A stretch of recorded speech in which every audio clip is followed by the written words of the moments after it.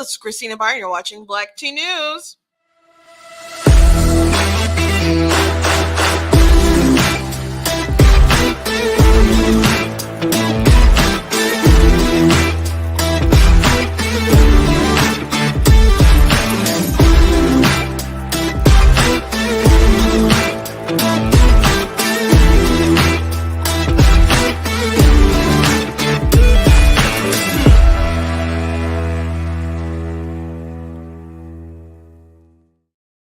Hello. Welcome to Black Tea News. I'm your host, Christina Byron. Today we are going to be talking about Biden made some kind of crazy statement yesterday. What else is new? But I don't even properly understand him.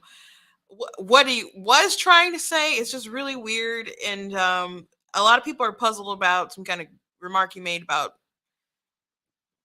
Puerto Ricans or being Puerto Rican, or you just got to watch it. Also, there's been some breaking stories about different procedures that hospitals have done to children, as far as like transgender affirming type surgeries. And Daily Wire, Libs of TikTok, Chris Rufo have done stories on it.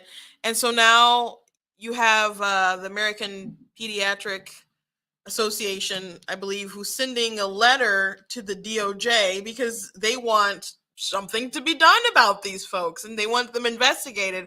And not just the people who've actually done things or left threats. They want people investigated who provoke these people. So you're not coordinating, but just provoking.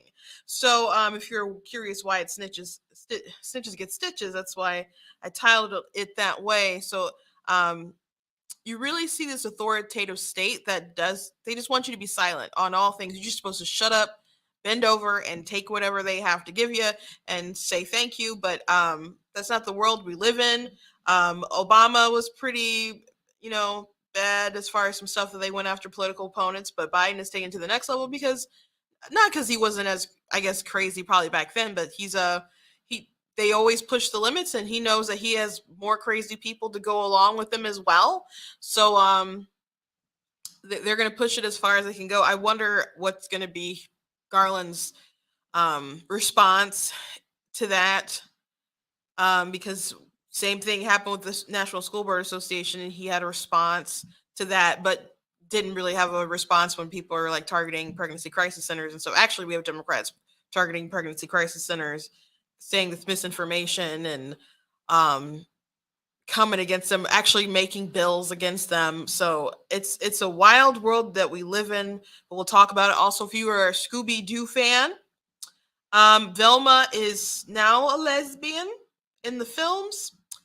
And I don't mean like live action, but which I guess apparently James Gunn, who wrote the film or worked on the film way back forever ago, said that he wanted to put that in the script. It was in the original script, but Warner Brothers kept watering it down, in his words. But now they're going to do a cartoon movie, and Velma is a lesbian in it. So the Scooby-Doo was never my thing, but I'm gonna have to break the news to my baby sister and see how she reacts. Like, nothing is sacred. Nothing is sacred. Must all be remade and woke in the woke's image. So lots of things to talk about today. But before I jump into it all, I want to encourage you guys to go to blacktnews.com, check out different content that I have on my website, different articles, different videos, etc. I did stream live yesterday. Well, I wasn't. It was pre-recorded, but I don't know. It didn't look like it recorded or actually posted on Facebook, so I apologize to people waiting for Black Tea, because I saw people comment on YouTube eventually, so I don't know what happened. So I just wanted to let you know that I did stream a show yesterday. It just probably didn't make it to all of you. But if you like what I do here, please consider leaving a donation at blacktnews.com/donate.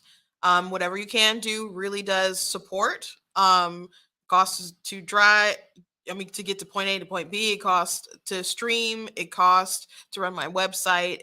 There's a cost associated, everything. If you would like to help with that overhead, I very much appreciate, whether it's a small gift, $20, $10, 25. If you can do more, 50, 100, I appreciate it. If a large donors. I've had smaller donors. Everything does help, and I do appreciate it. If you can't, I appreciate you guys liking and sharing and commenting and telling other people to check out Black Tea News.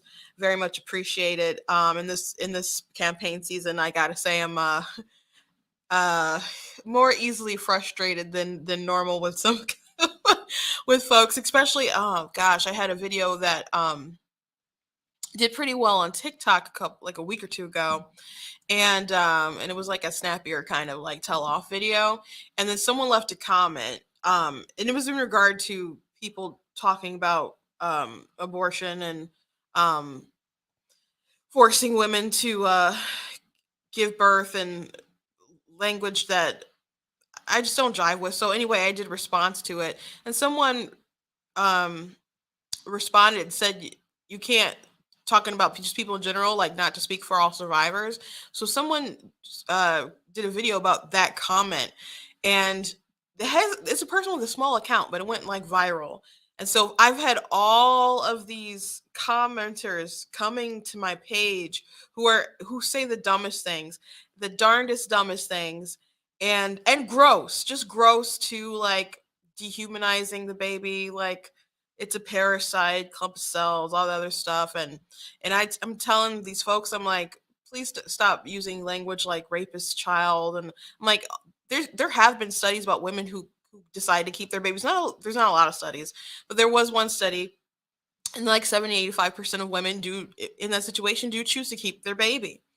And one thing that makes it very hard though is the stigma surrounding them, and like they're carrying some kind of stain that needs to be removed. And so someone actually commented and said, a guy, and you guys know pro-choice men are sus to me, he said it is a stain and needs to be removed. I addressed him, and then I blocked him because I'm like, I don't want that kind of attitude on my page. It's just really, really gross. Just some of the comments that people have had, and then just dumb, like people saying a fetus literally isn't alive. I'm like, it's not alive at all. It's like it's not sentient. I'm like, that's not how it works.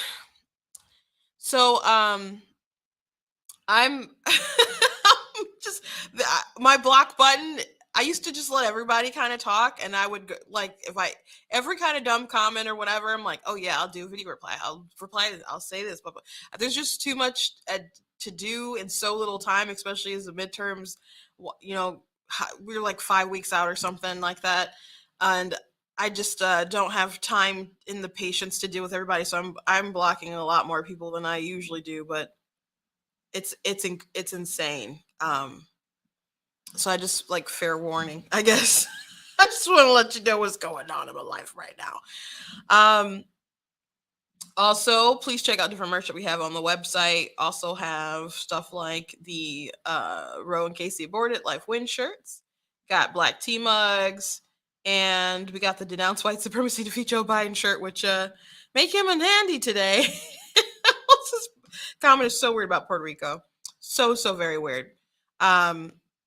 And I also want to thank Brandon Mission Packham in the studio today. If I say something today that triggers you, they don't care. I don't care. It doesn't work like that. But I do very much appreciate all that they do to help elect great Republicans.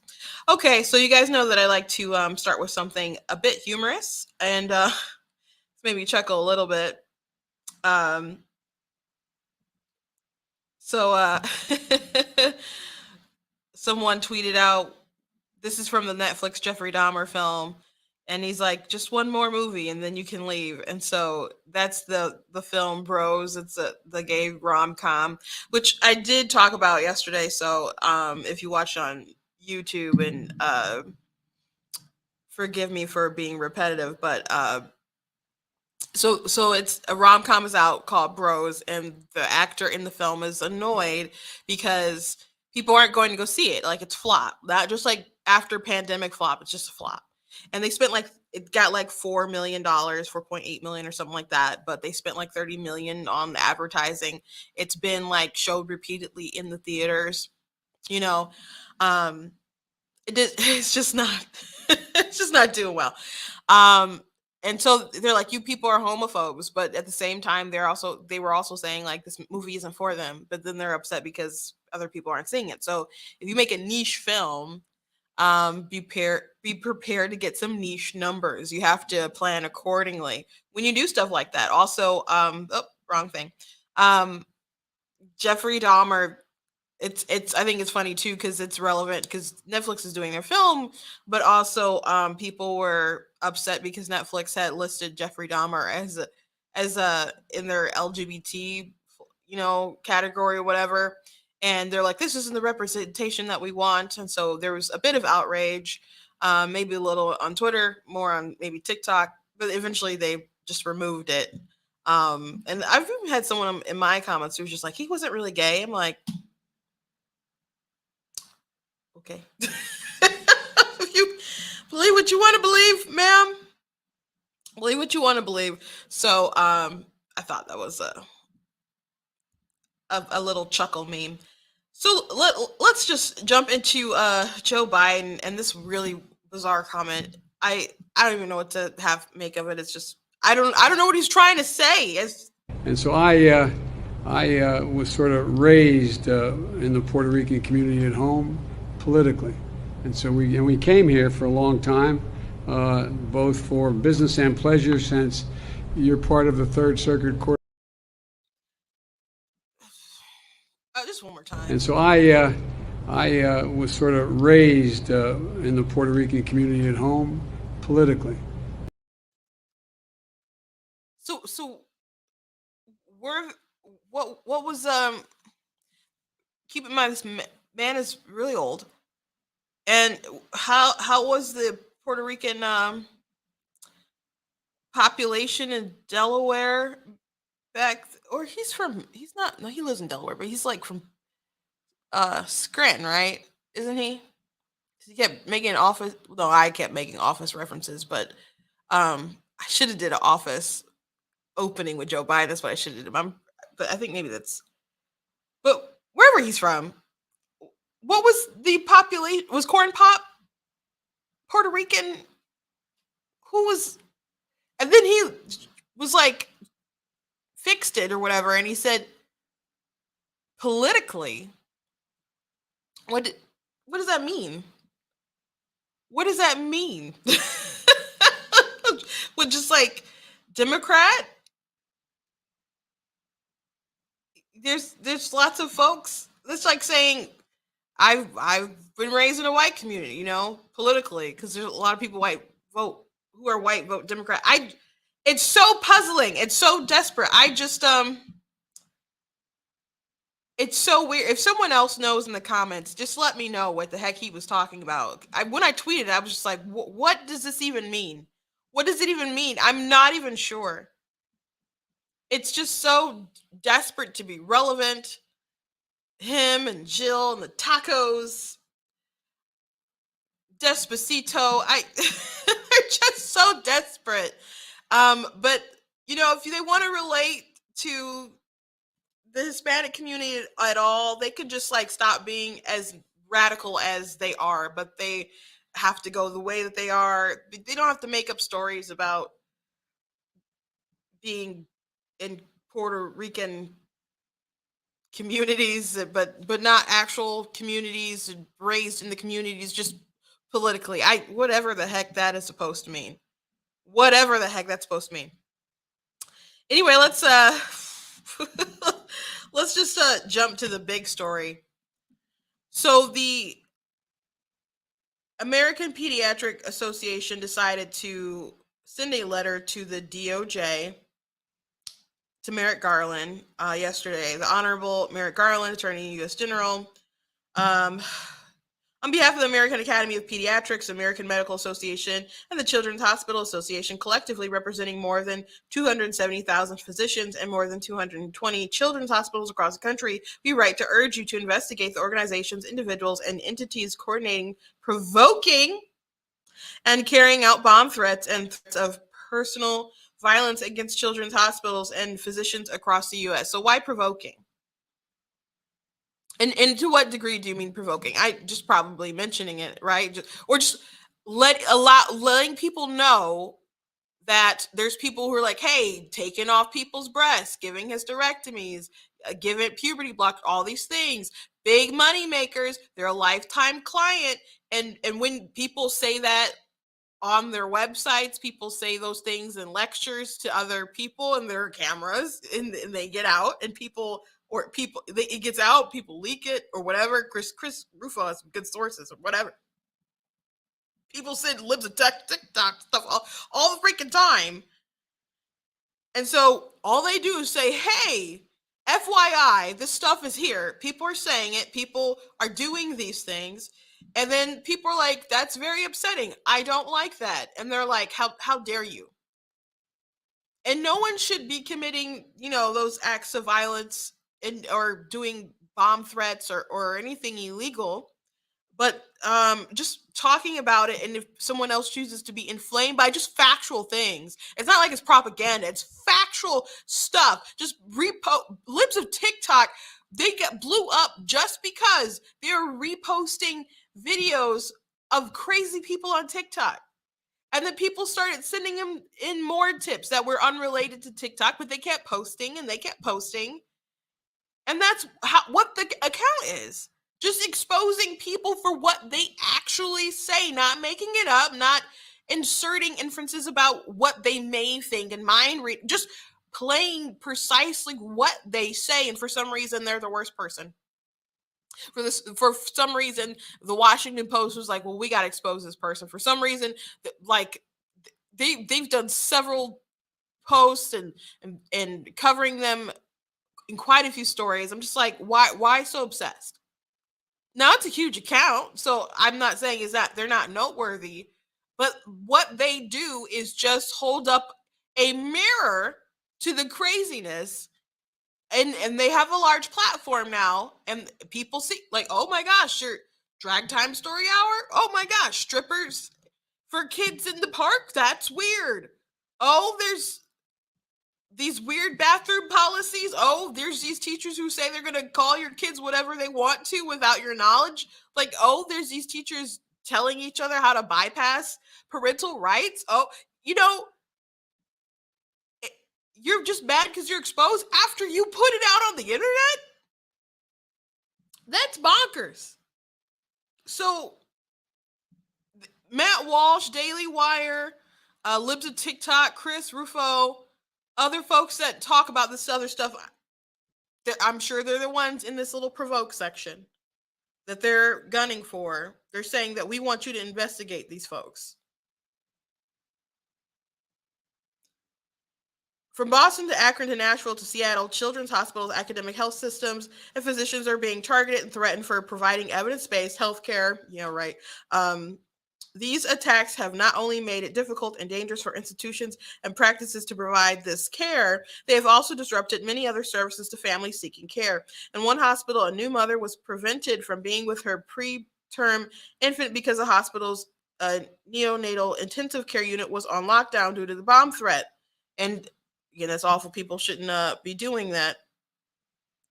Children's hospitals across the nation have substantially increased security in addition to working with local and federal law enforcement, both on their main hospital campuses as well as across their ambulatory delivery sites in order to ensure the safety of patients, families, and medical staff who work there. In addition, some providers have needed 24/7 security. Children's hospitals and their medical staffs continue to face increased threats via social media, including to their personal accounts, coupled with harassing emails, phone calls, and protesters at healthcare sites. There is elevated and justifiable fear among families, patients, and staff. These coordinated attacks threaten federally protected rights to health care for patients and their families. The attacks are rooted in an intentional campaign of disinformation, where a few high-profile users on social media share false and misleading information targeting individual physicians and hospitals, resulting in a rapid escalation of threats, harassment, and disruption of care across multiple jurisdictions. Our organizations have called on technology companies to do more to prevent this practice on digital platforms, and we now urge your office to take swift action to investigate and prosecute all organizations, individuals, and entities responsible. So, if they're calling on digital platforms and all the call to the DOJ to try to ramp it up to make it so super serious.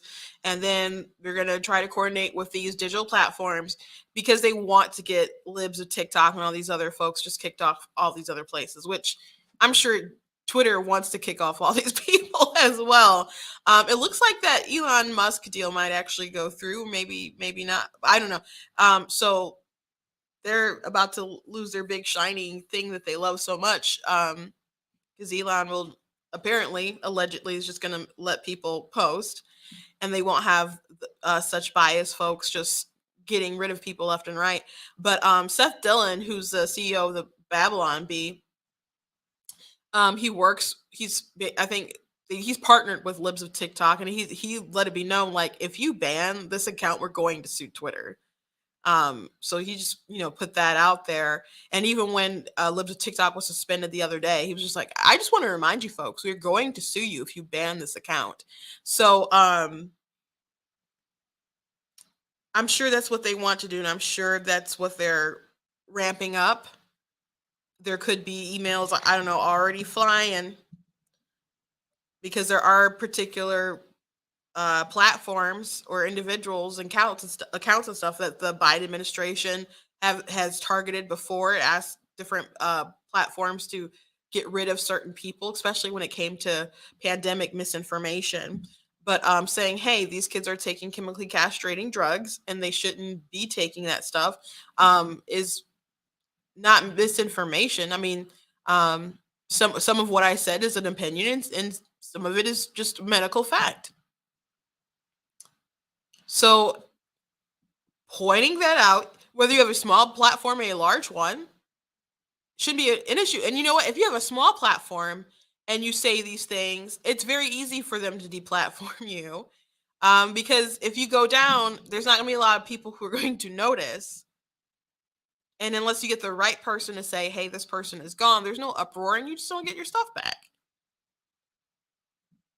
Like if a TikTok creator or something was gone, and people are like, oh my gosh, like, this is sad, but she's got more than 1 million followers now. But at one point, her account was gone. All these people, I reached out to her, and I'm like, people want to help. Like, tell people how to help you. And so she was like, everybody go, email TikTok, and they're like, give us like 48 hours. And it wasn't even 48 hours. She had her account back. So, to smaller creators, they can just, get rid of them, and they're not going to have that big pull to get their stuff back. So if they can go after large and small, if they can pull that up, there just is nobody left. Like, they talk about the scope of the platform being such a huge problem, but the truth is they just want to get rid of anybody who has any sort of opposition to what they're doing. And it's not like they're making stuff up. They're Libs of TikTok just literally post stuff that they say. Attacks against healthcare institutions that threaten violence, intimidation, physical harm have left hospital staff and their communities shaken. Providers of evidence-based gender-affirming healthcare and their colleagues are facing increased stress about fear on top of conditions they have faced while working on the front lines of the global pandemic for nearly 3 years. Families seeking care at these institutions, as well as those providing for their care, fear for their personal safety in the wake of these attacks. And nobody should be going out and attacking them or anything like that, but they are mutilating and chopping up kids. I don't know what else to say. You do bad things.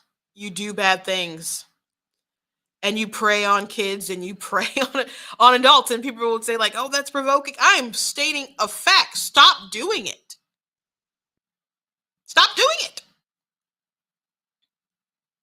I talked yesterday. There's a video from the CHOP Children's Hospital of Pennsylvania Gender Services or something like that.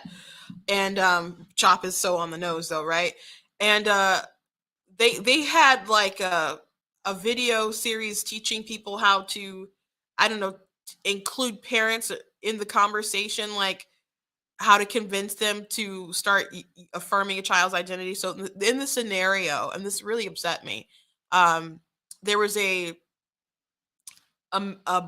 he was a grown man, but he was pretending for the sake of the exercise, I guess, to say, I'm a girl. I believe I'm a girl, and I haven't. They had passed out at school or something because they weren't eating, and they weren't eating because they don't want their body to get any bigger. So the doctor's like, this is becoming harmful to you and your health. And let's basically, they ended up roping the mother in the end. They're like, this is dangerous for your son. Your son believes their daughter, and the best thing for you to do would be to affirm them. And the parents like, that's gonna be hard for me to do, but I'll try. And so that's how it ended. And I'm like, if a child, they didn't even, there was no like conversation about getting to the root of this person's actual gender dysphoria.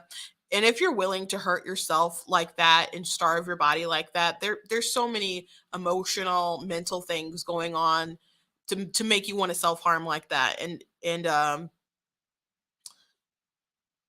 it's gross that these people would jump on, hey, let's affirm that identity, which is going to transition into them actually doing self harm to that body. So these folks are sick. I don't know what to say more than that. There's not a nice way to talk about what these people are doing to these kids. I mean, you can, if you just I guess use fluffy rainbow language with a bunch of feelings and stuff, but the fact of the matter, they're taking these healthy organs of these kids and they're damaging them. They're making them permanent sheep of big pharma, ruining their bodies, chasing a pot of gold at the end of a rainbow they'll never, ever, ever, ever be able to reach, because they'll never be able to change their gender. It's always going to be whatever they came out of the womb with. I mean, conception, your sex is determined. I'm like, well, sex is different than gender. No, it's not. Not really. Everyone knows that they're meaningfully intertwined. That's why they want to have the surgeries. That's why they want to have the surgeries. Let's be real.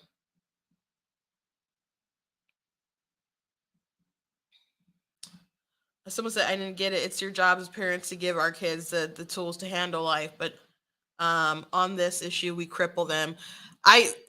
But these people, they get in these parents' heads, and they're like, your child is self-harming, or they will self-harm, and the best thing for them, you have to affirm them. And they emotionally blackmail these parents. They're like, well, tell them things that they don't understand, and then they're really scared for their child, so they go along with it. They go along with it. They're not all monsters and stuff, but they are emotionally manipulated by these doctors who profit off of their pain, like literally. So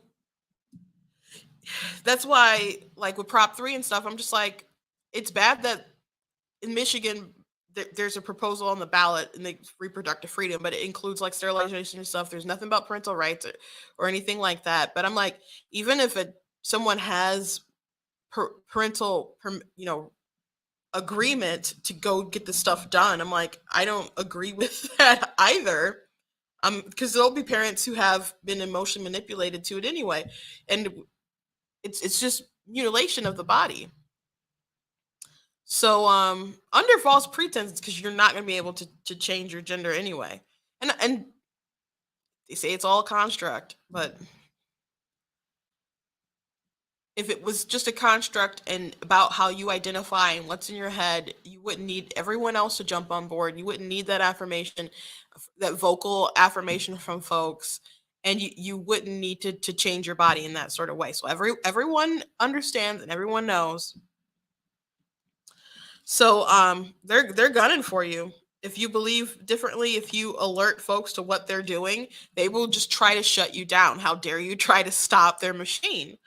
They said our organizations are dedicated to the health and well-being of all children and adolescents. We are committed to full spectrum of patient care, from prevention to critical care. We stand with physicians, nurses, mental health specialists, and other healthcare professionals, providing evidence-based healthcare, including gender-affirming care to children and adolescents. On behalf of patients and families we serve and the physicians we represent, we thank you for your attention and request. So,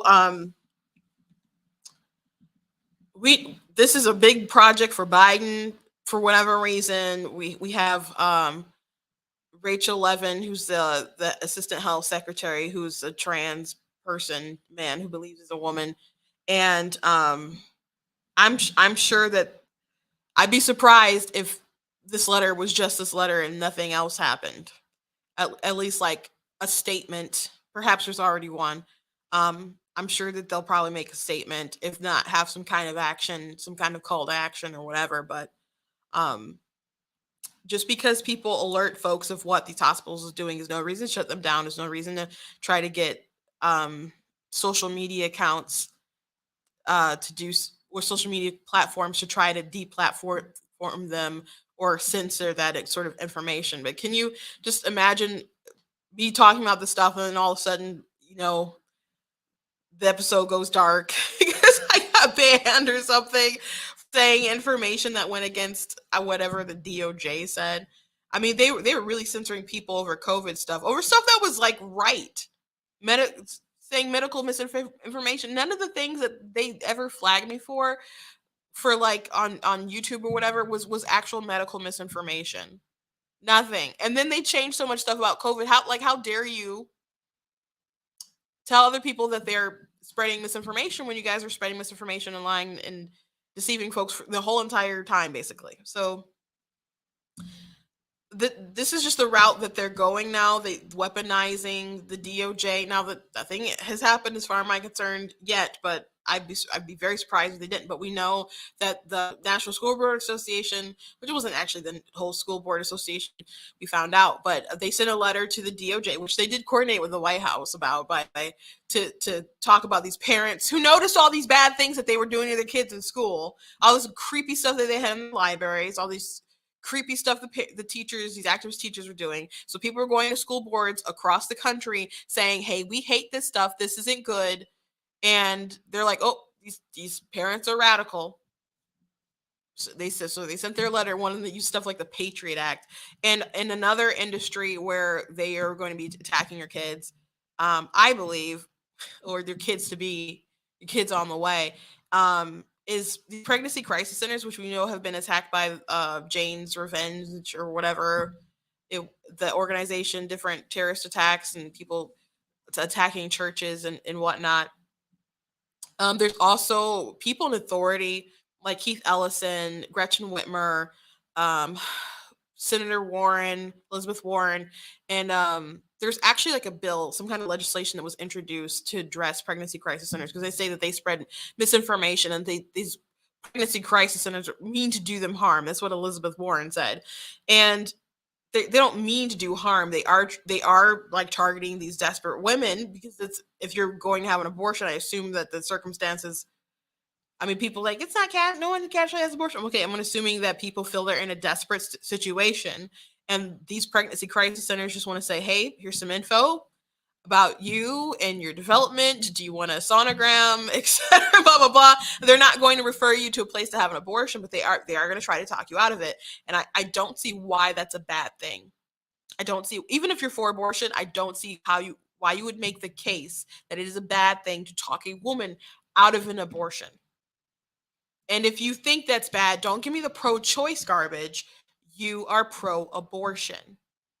And it's sick. If you can convince a woman to not have an abortion, that's great. But I think they're going to hit them hard as well with the misinformation and try to come for them because at the end of the day, a lot of these people they want more dead babies in the world for whatever reason. It's very bizarre, very, very tragic. But yeah, they're snitches get stitches, man. They're coming. And if you say anything, I guess they're going down if they can help it. One thing that I saw today that was pretty funny. I don't have this tweet up.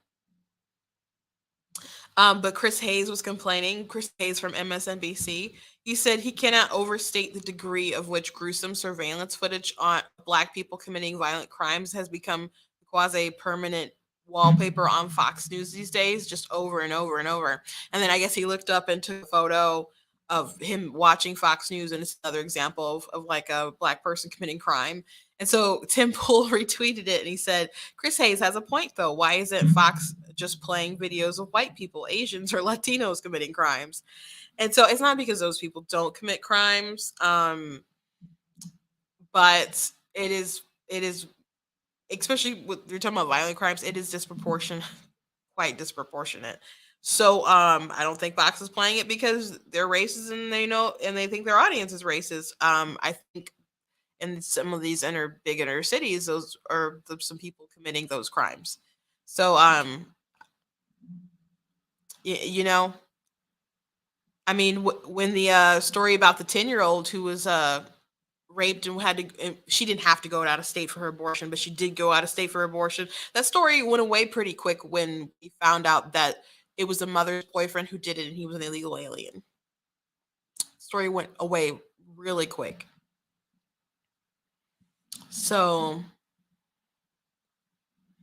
they I understand Chris Hayes doesn't want these images and stuff shown, but they also just don't want people to talk about the crime anyway, because a lot of these are happening in Democrat cities, and people that's a high like value election issue.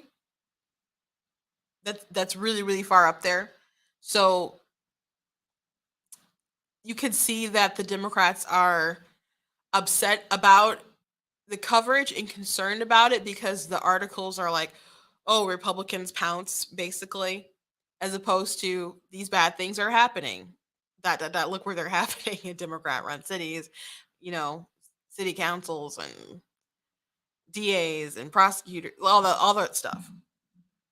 They don't want to say all that, but I thought that was a pretty good tweet from Tim Pool. Another thing I want to mention is that President Trump is actually going to be suing CNN, which he said he kind of teased suing a bunch of people. He's suing for $475 million in punitive damages. I don't think that will go much anywhere. Like I know, I don't know. People seem to have a bunch of hope about these things since Nicholas Sandman, but Sandman after the Kyle Rittenhouse case, I watched an interview with him, and he's just like, because Kyle Rittenhouse was talking about suing people and going after people, and Sandman's just like, you can't pursue every single claim, and you got to know where to focus your resources to get, what you're actually go on a path of actual victory, and not just trying to drag everyone down because they did you wrong, which a lot of these press has done so many people wrong. There's a story I got to tell you guys. I'm not going to tell it today, but because it's going to be kind of long-winded going into all of it. But when Trump says the press is a enemy of the people, there are some examples, some very strong examples of the evil. But the lawsuit filed Monday, Trump's attorneys claim CNN has sought to use its massive influence, reportedly as a trusted news source, to defame the plaintiff in the minds of his viewers and readers, and purpose of defeating him politically, accumulating in CNN's claiming credit for getting Trump out of office in the 2020 presidential election. The former president is seeking $475 million in punitive damages, according to the lawsuit. Trump announced his intent to sue the network earlier this summer, saying in a statement he would also be commencing actions against other media outlets who have defamed me and defrauded the public regarding the overwhelming evidence of fraud throughout the 2020 election. If this is about the 2020 election, I definitely don't think that's going anywhere. I mean, it's very hard with your public figure and people say stuff about you. I don't think that's a free reign for people not to get sued with the different stuff that they say. And CNN has said some wild out of pocket stuff for sure. But I don't foresee any sort of lawsuit with CNN going any meaningful place. The former president's attorneys allege that the filing that CNN is undertaking a smear campaign to malign the plaintiff with a barrage of negative associations and innuendos, broadcasting commentary that he is like a cult leader, a Russian lackey, a dog whistle to white supremacists, and a racist. It also cites anchors, personalities, and pundits on CNN using the term big lie to refer to Trump's repeated false statements about the 2020 election and voter fraud as evidence of the outlet attempting to associate him with Adolf Hitler. And that's totally true. That they did that. I just don't think there's much justice for here. Like I know people are so excited about Nick Sandman getting his money, but he didn't even say anything to that kid. He was just standing there smiling, and then they just went crazy with all the stuff they said. Excuse me. So Trump, as the president, people making comments and saying terrible things, like you're gonna have to pinpoint it, and I haven't read the filing, but to some really very specific things are just blatantly false. But the level of malicious intent, you're talking about a whole network. You know, I mean, I guess there is some interesting video from Project Veritas. But I just, you guys can let me know what you think in the comments. I just don't think they're gonna get anywhere. Someone said the ads on Christina are brutal. Well, so, since they brought it up, I guess I'll say it. For those of you who don't know, Christina Caramo is running for Secretary of State, and she's a very good friend of mine. She's been on my show. She's been on my Christian podcast, but she's come to church with me during several revivals, and we've hung out together, gone to eat together. I've known her for years. She's a great woman, and she's had custody of her girls for a long time, but she's been divorced. Her ex-husband was not a good ex-husband. And she obviously had full custody. So she divorced him. So as she was running for Secretary of State, her ex-husband decided that he wanted to reevaluate their custody agreement, and which he has a right to do, but he decided to lie in court about and say some pretty egregious things, including that he divorced her, which is inaccurate. And the reason why he did it is because she's claiming that Christina threatened to kill her kids. So, obviously a false thing, but different media, like Business Insider, I saw, and some other mainstream media sources ran headlines like Trump-backed candidate threatened to kill her kids, comma, court documents say. That's like what the headline is like. And the headlines only come up like if you're scrolling on your phone or something, so many words. So they know how to say stuff. You could have even did a headline like X alleges this, but there were other media outlets that knew that it was bunk and didn't run anything on it, but they wanted this out there, and it's awful. Just absolutely awful. And when I was talking about like the media is the enemy of the people, if you just looked into it, because obviously, if it were true, why would you leave your children with a crazy person all that time? So she loves her girls love her. There's people like actual human beings who put themselves out there for these positions to run for these things, and to be so determined to destroy them, destroy their reputation, to humiliate them. It's one thing to go for policies, okay? And well, she's not running against Dana Nessel, but these people who are running, who are on the top of the ticket, they've done some heinous things to people, and they can't run on their records of doing good things. Whitmer's just like, I got the kids back at school. Like, really? Did you? Because you're the reason why they're out of school. Jocelyn Benson, it's not just elections she runs. What about the Secretary of State office? She doesn't even want people to go in for walk-ins and appointments and stuff. And Dana Nessel, she's the AG, but she won't enforce laws she doesn't like. She targets groups she doesn't like. By the way, Christina was at an event, and Dana Nessel was there, and I posted this video on my Facebook.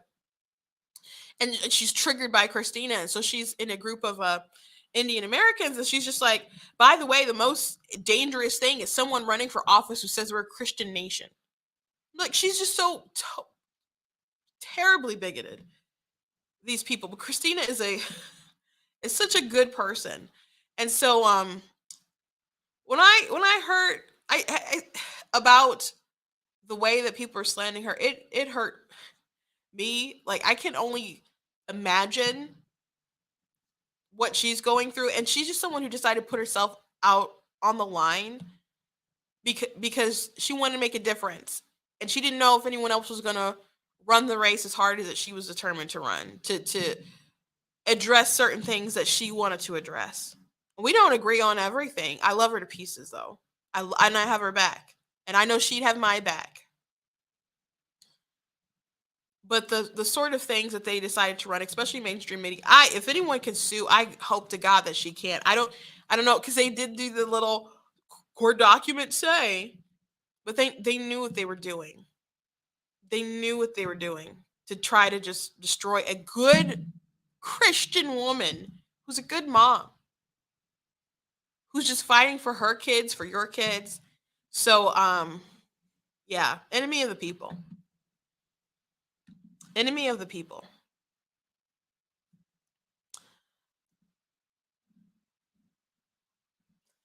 So if you're in Michigan, I urge you to vote for my good friend and to keep her in your prayers, because it's a lot for anyone to go through.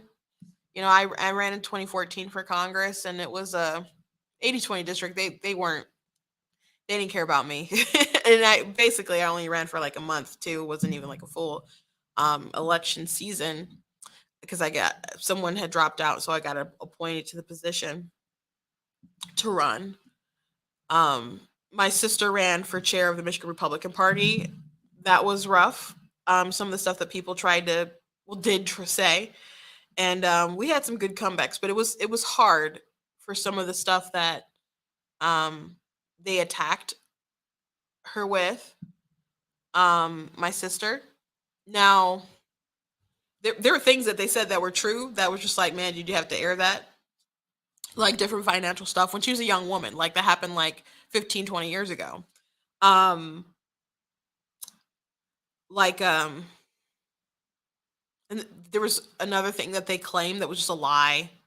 Like they tried to allege that we were pro-choice, or she was pro-choice because she didn't fill out a survey in a race that she put her name on a ballot to run in a position in like the Detroit area, because sometimes you want a Republican running in every spot, so everyone has someone to vote for, but you also don't want a crazy person to jump in.